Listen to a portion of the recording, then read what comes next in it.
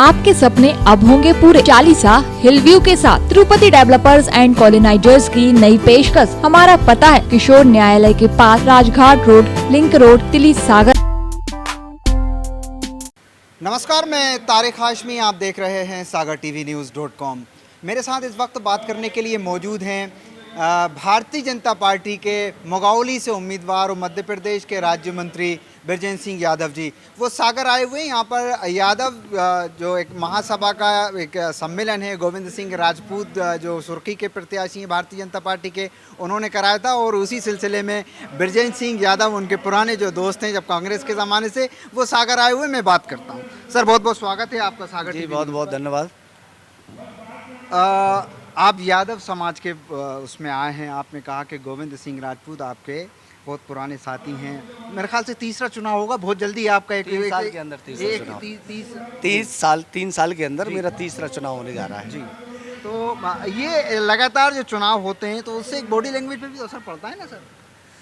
नहीं, देखो, ये तो अपने ऊपर निर्भर रहता है कि जो हमारी भाषा रहती है, तो चूँकि अपन मान सकते हैं कि भाषा किसी व्यक्ति की बदल सकती है, लेकिन आदमी का तो मैं तो हमेशा कहूँगा कि हमेशा एक से आव भाव में कार्यशैली एक सी होना चाहिए। जैसी हमारी बचपन थी, जैसी हमारे बड़े होने के बाद, और जैसे हम चुनाव लड़े और मंत्री बने, हमेशा एक सी रहना चाहिए आदमी की। वो कभी डिफीट नहीं खाएगा। और हमारी जो भाषा है ना, भाषा शैली है, हमेशा एक सी रहती है। कोई अंतर नहीं है हमारी। अंतर नहीं आता। मेरा सवाल ये है कि आपने जब अभी मंच से जब आप अपना उद्बोधन दे रहे थे तो आपने कहा कि भारतीय जनता पार्टी अशोकनगर में 3 विधानसभा सीटें हैं, जिसमें से भारतीय जनता पार्टी 2 यादव समाज के लोगों को टिकट देती है। ये भारतीय जनता पार्टी अब कहीं जातिवाद की तरफ नहीं जाती हुई नहीं दिख रही आपको? नहीं नहीं नहीं, एक बात मैं आपको बताना चाहता हूँ स्पष्ट। मैंने कांग्रेस में रहा, मैं हालांकि आजीवन रहा, और अब मैं भारतीय जनता पार्टी हूँ। मैंने जो भारतीय जनता पार्टी की कार्यशैली देखी है, कांग्रेस और भारतीय जनता पार्टी में ज़मीन और आसमान का अंतर है। मैंने जो देखा है कि कार्यकर्ता को जो मान सम्मान भारतीय जनता पार्टी में मिलता है, वो कांग्रेस में नहीं मिलता है हमेशा। और आज अगर देश की, मैं कह रहा हूँ, ये विश्व की सबसे बड़ी पार्टी है भारतीय जनता पार्टी, तो आज केवल कार्यकर्ता के दम पर ही बनी है। पार्टी कोई हो, जिस पार्टी में कार्यकर्ता मजबूत है, कार्यकर्ता का मान सम्मान है, वो पार्टी हमेशा आगे बढ़ती है। हम 15 महीने रहे उस सरकार में। 15 महीने में एक भी किसी कार्यकर्ता पार्टी की कोई मीटिंग नहीं हुई जहाँ कार्यकर्ता को मान सम्मान मिलता कि आप लोगों ने पार्टी में मेहनत की, सरकार में मेहनत की, सरकार बनाई आपने, और आपका स्वागत, वंदन, अभिनंदन, आपका धन्यवाद। और या मीटिंग बुलाई जाए, आप पूछ लेना कमलनाथ जी से कभी भी कि आप प्रदेश के अध्यक्ष थे, कितनी मीटिंगें आपने बुलाई। तो ये भारतीय जनता पार्टी में मैंने जो देखा है कर कि वास्तव में यहाँ कार्यकर्ता की, एक एक कार्यकर्ता की बात सुनी जाती है, कार्यकर्ता का मान सम्मान होता है, और बगैर कार्यकर्ता के कोई भी काम नहीं किया जाता इस पार्टी में। बिल्कुल। आपने अभी क्योंकि आप जो है ग्रामीण अंचल है, एक मुगावली देखा जाए गांव में, आप लगातार ये कहते रहे, सिंधिया जी भी ये कह रहे हैं कि साहब वो कर्ज माफ़ नहीं होता, लेकिन विधानसभा में कृषि मंत्री कमल पटेल कहते हैं कि कमलनाथ सरकार ने जो है ऋण माफ़ किया है। विधानसभा के अंदर उन्होंने जवाब दिया, तो इस पर क्या कहना है? नहीं, मैं अगर उन्होंने ऋण माफ़ किया है, एक ना के बराबर। आप तो मेरे से नहीं, देखो, ये तो क्या कि पार्टी के लोग आरोप प्रत्यारोप लगाते। आप तो जनता में जाएं, किसानों से पूछें कि भाई आपका कर्ज माफ़ हुआ कि नहीं हुआ। ये हम कह रहे हैं, हम उस सरकार में रहे, हम लोगों से झूठे प्रमाण पत्र बंटवाए गए, लेकिन किसान जब आता हमसे पूछता कि भाई साहब आपने प्रमाण पत्र दिया, लेकिन हमारा तो कर्ज ही नहीं आया अभी तक, हमारे खाते में पैसे नहीं आए। और सीधी सी बात है, आपने जो जनता से वादा किया, आपने स्पष्ट कहा, राष्ट्रीय अध्यक्ष राहुल गांधी ने स्पष्ट कहा कि अगर मध्य प्रदेश में हमारी सरकार बनती है, हम 10 दिन के अंदर किसान का कर्जा माफ़ करेंगे। अगर 10 दिन में कर्जा माफ़ नहीं कर पाए तो 11वें दिन हम मुख्यमंत्री बदल देंगे।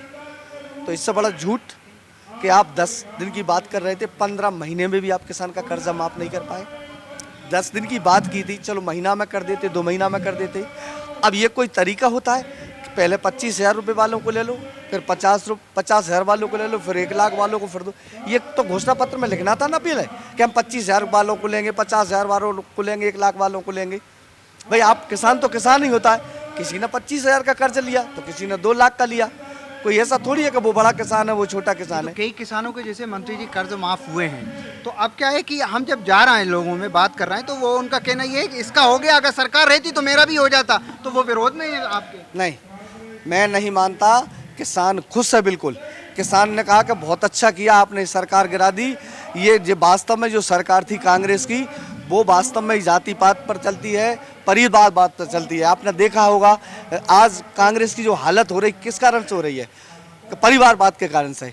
माँ बनती है, माँ हटती है बेटा बन जाता, बेटा बनता हटता तो माँ बन जाती है, माँ हटती है बेटा बन जाता। बस केवल एक ही परिवार की पार्टी बनकर रह गई है। लेकिन भारतीय जनता पार्टी में तो आपने देखा होगा। तो आप भी तो सिंधिया परिवार के होकर रह गए ना, सरकार गिरा दी। नहीं, देखो सिंधिया परिवार के नहीं, हम उस सरकार में रहे। जब हम कह रहे हैं ना इस बात के लिए कि हम जिस सरकार में रहे, उस सरकार में जब हमारी कोई बात नहीं सुनी गई, जो एक भी वादा पूरा नहीं किया, जनता के बीच में जा रहे थे, जनता हमसे पूछ रही थी ना, जनता तो हमसे पूछ रही थी कि आपको हमने 2 बार विधायक बनाया, आपने हमारे लिए 15 महीने में क्या किया? एक कर्ज माफ तो करा नहीं पाए आप, आगे आपसे क्या उम्मीद रखें? 5 साल बाद फिर हम जनता के बीच में जाते चुनाव लड़ने, तो जनता फिर भाई हिसाब मांगती ना हमसे 5 साल का। 5 साल आपने क्या किया, क्षेत्र में क्या दिया आपने? तो वो जवाब भी तो हमको देना है जनता को। और जनता ने हम पर भरोसा किया। भाई जनता तो इसलिए भरोसा किया कि उनसे कहा जो वादे किए, घोषणा पत्र दिया, मैं जो लिखा वचन पत्र नाम दिया, वो वचन पूरे होना थी। एक वचन पूरा नहीं कर पाई सरकार। 15 महीने में कहाँ के वचन पूरे हो रहे थे? कल हम जनता के बीच में जाते, जनता हमसे जवाब मांगती कि भाई तुमने तो कहा था इतना इतना, कुछ नहीं किया, काहे के वोट अब आपके लिए। अब आप गोविंद राजपूत जी के लिए यहाँ पर यादव जो वोट है वो दिलवाने के लिए सुर्खी में आए हैं। मुगावली में भी बड़ा यादव वोट बैंक है और आप इसीलिए विधायक भी बनते रहे वहाँ से। मेरा सवाल ये है कि कांग्रेस ने सचिन यादव, अरुण यादव और तमाम जितने छोटे से बड़े से लेकर कार्यकर्ता पूरी मुकाबले में अपनी ताकत यादव वोट बैंक के ऊपर झोंक रखी है। आप यहाँ पर संभालने आए हो, वहाँ पर कांग्रेस खेल बिगाड़ रही है आपका। देखो ऐसा है, ठीक है, पार्टी के लोग आते हैं जाते हैं, प्रचार सब लोग करते हैं, लेकिन मुझे समाज पर पूरा भरोसा है और क्षेत्र के सभी समाज के लोगों पर भरोसा है। मैं केवल एक समाज से नहीं बना, और कभी एक समाज से ना कभी कोई बनता है, ना एक समाज से राजनीति होती है। ठीक है, ये मेरा सौभाग्य का यादव समाज के वोट ज़्यादा है, लेकिन सभी समाजों का वोट मुझे मिलता था और आज भी मिल रहा है और मिलेगा आगे, मुझे पूरा भरोसा है। क्यों कि कभी मैंने मेरे क्षेत्र के लोगों को ये महसूस नहीं होने दिया कि मैं किस समाज से हूँ। मैंने हमेशा कहा है कि सारी समाज मेरी है और सारी समाजों का मैं हूँ। और हाँ, बात यादव समाज की है तो ये स्वाभाविक होता है कि कोई भी समाज का प्रत्याशी लड़ता है, स्वाभाविक है वो समाज ऑटोमेटिकली उसको जाती है। तो यहाँ पर जैसे यादव समाज के लोग हैं, तो हम आज यहाँ भी वोट मांगने आए हैं कि आप भारतीय जनता पार्टी को वोट दीजिए, हमारे माननीय गोविंद सिंह जी को वोट दीजिए, भारतीय जनता पार्टी की सरकार बनाइए, विधायक बनाइए, मंत्री अपना यथावत रखिए। और मैं अपने लेकिन भारतीय जनता पार्टी मंत्री जी, भारतीय जनता पार्टी की जो कार्यकर्ता हैं वो एक्सेप्ट नहीं कर पा रहा है जो सिंधिया जी के साथ जो लोग आए ना उनको, मतलब एक भाजपा कांग्रेस का पूरा कॉकटेल सा बनता चला जा रहा है और वो समझ नहीं आ रहा है कि मंच को कैसे सजाना है। मंच पे वही भीड़ हो रही है जो कि कांग्रेस के ज़माने में होती थी। अब वो जो भारतीय जनता पार्टी का जो हम मंच देखते थे वो बिल्कुल उसमें जो जिन लोगों के नाम होते थे वही लोग बैठ पाते थे। लेकिन अब देखते हैं कि वो भारतीय जनता पार्टी कांग्रेस का एक कॉकटेल है, कहीं मंच पे ज़्यादा भीड़ तो या बहुत कम लोग, तो इसको कैसे मैनेज करेंगे? चुनाव में अभी वक्त है ना सर। नहीं, ये बात बिल्कुल सही है आपका कहना, लेकिन अब क्या हो गया कि अब जो कार्यकर्ता थे ना वो जस्ट डबल हो गए। भारतीय जनता पार्टी के जो कार्यकर्ता थे, पदाधिकारी थे, अब उतने ही लोग कांग्रेस के भी आ गए। तो हम भी चाहते हैं, ऐसा नहीं है, भारतीय जनता पार्टी के जो पुराने लोग थे वो भी चाहते हैं कि भाई मान सम्मान सबको मिले।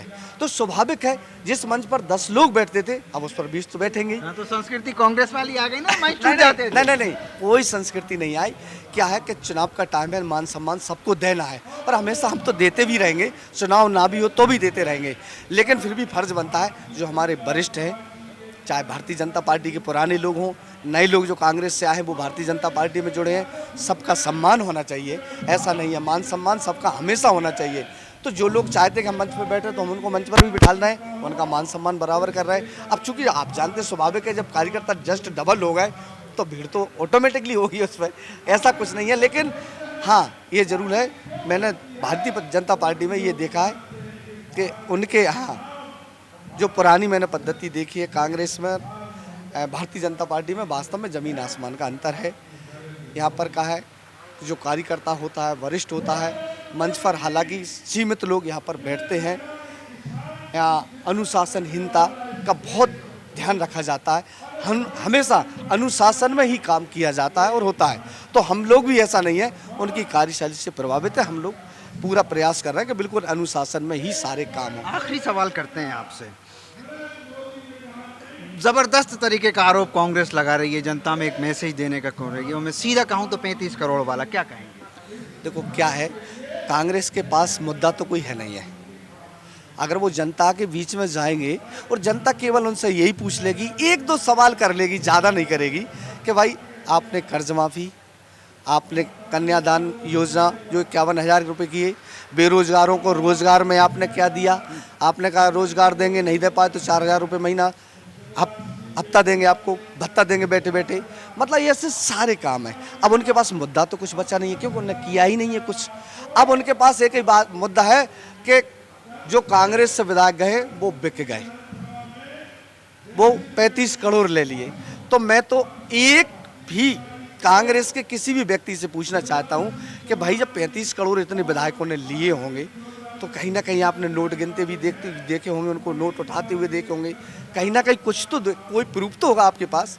लेकिन इतना मैं ज़रूर कहूँगा कि अगर पैसे में हम लोग बिकने वाले होते तो फिर कांग्रेस के लोगों से पूछना चाहता हूँ कि आप लोग तो 50-50 करोड़ का ऑफर दे रहे थे, मंत्री पद भी दे रहे थे, 50 करोड़ का ऑफर दे रहे थे, पर भैया हमको वो कौन से बुरे लग रहे थे 50 करोड़? अगर यहाँ 35 मिल रहे थे तो वहाँ 15 करोड़ ज़्यादा मिल रहे थे, तो फिर वहीं के वहीं क्यों ना रहते हम पार्टी में? जिस पार्टी में हमने सारा जीवन व्यतीत करा, जिस पार्टी में सारे जीवन काम किया, क्यों छोड़ते ऐसी पार्टी को हम?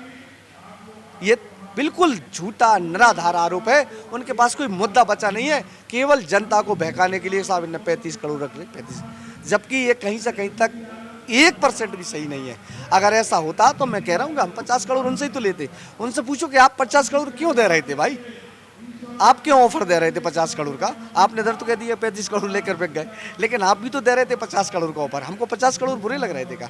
ये बिल्कुल निराधार झूठा आरोप है, ये गलत है। इनके पास कोई मुद्दा बचा नहीं है, बस अब केवल एक ही मुद्दा बचा, 35 करोड़ बस उसकी माला जप रहे हैं, और इससे कोई फर्क पड़ने वाला नहीं है।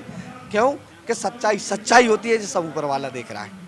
हम जनता के बीच में जाएंगे, हम तो ये लेकर जाएंगे कि जनता से कि आप देखिए, हम 15 महीने में जो काम नहीं करा पाए वो हम आपके लिए 4 महीने में, और मैं तो ये कहता हूँ कि हम 20 साल में नहीं करा पाते वो काम हमने 4 महीने में करा के जनता के बीच में दिया है। जनता काम देखती है, ये फालतू की बात तो विश्वास नहीं करती है। मंत्री जी, बात करने के लिए शुक्रिया, बहुत बहुत धन्यवाद। मंत्री बृजेंद्र सिंह यादव का कहना यह है कि जनता को कांग्रेस भ्रमित कर रही है। उन्होंने कहा 35 करोड़ 50 करोड़, और 35 और 50 करोड़ का ये खेल पूरे मध्य प्रदेश की 28 विधानसभा सीटों पर जो उपचुनाव हो रहा है उसके ऊपर खूब देखने को मिलेगा। इस पेशकश में इतना ही, बहुत बहुत शुक्रिया। आपके सपने अब होंगे पूरे। चालीसा हिलव्यू के साथ तिरुपति डेवलपर्स एंड कॉलोनाइजर्स की नई पेशकश 7.83 एकड़ में आवासीय प्लाट। चालीसा हिलव्यू सर्व सुविधा युक्त कॉलोनी में सभी साइजों में आवासीय प्लाट उपलब्ध हैं। पूर्णतः वैध कॉलोनी, संपूर्ण रूप से covered campus, guard room, park, 24 घंटे सीसीटीवी से सुरक्षित कैंपस, चौड़ी सीसी रोड, प्राकृतिक सुंदर पहाड़ों के बीच स्थित कॉलोनी, प्रदूषण मुक्त वातावरण, वाटर सप्लाई ओवरहेड टैंक द्वारा, सीवर लाइन हेतु सीवरेज ट्रीटमेंट प्लांट, सुंदर स्ट्रीट लाइट, राष्ट्रीयकृत बैंकों से फाइनेंस सुविधा उपलब्ध है। तो आज ही संपर्क करें। हमारा पता है किशोर न्यायालय के पास, राजघाट रोड, लिंक रोड, तिली सागर।